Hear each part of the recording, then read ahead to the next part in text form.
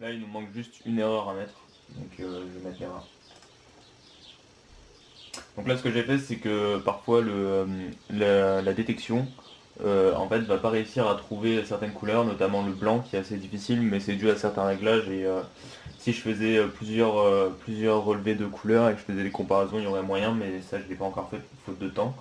Du coup, voilà, quand il y a une étoile, c'est que le capteur ne savait pas. Et dans ce cas-là, c'est à moi de rentrer manuellement avant de chercher une solution. Donc pour ça, j'ai la fonction 2 qui va me faire modification cube, dans laquelle je rentre ici la face bleue qui a une étoile, par exemple, vu que je veux la modifier.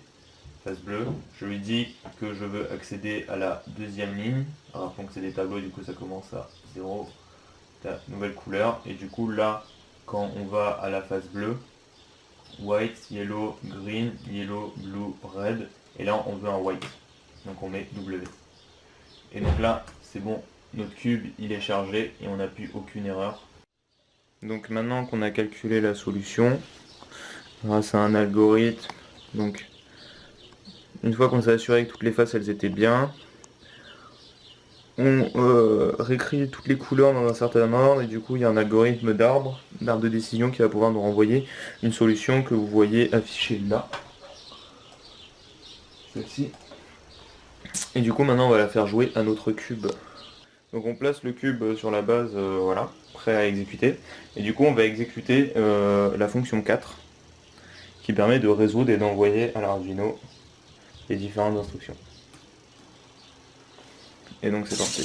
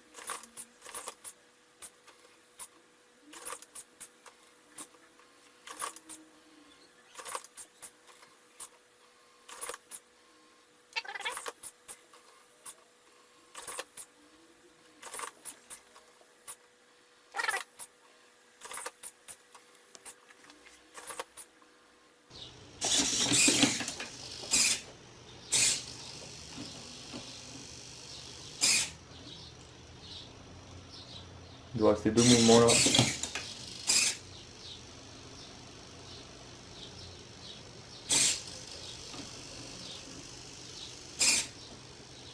Quoique. Ah.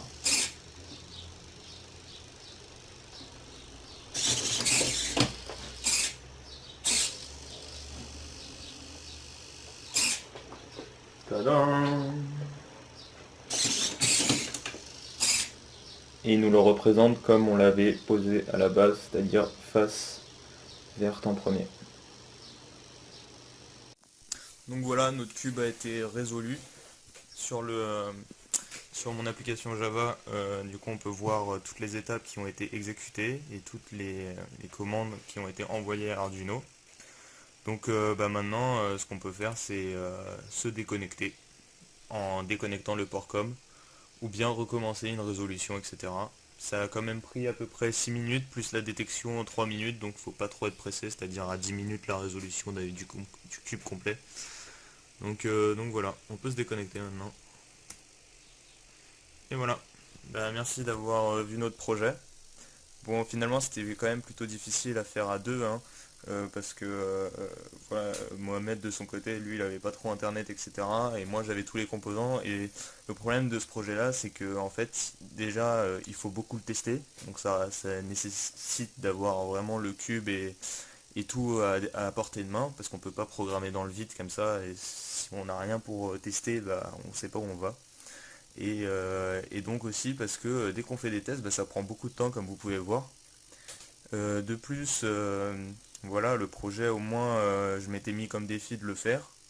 Donc voilà, il fonctionne en effet. Après, il n'est pas optimisé, le code il est pas beau. Il manque une interface graphique, etc. Mais on le fera quand on aura un peu plus de temps. Et à la base, on voulait faire en Bluetooth. Et voilà. Bah, merci d'avoir regardé.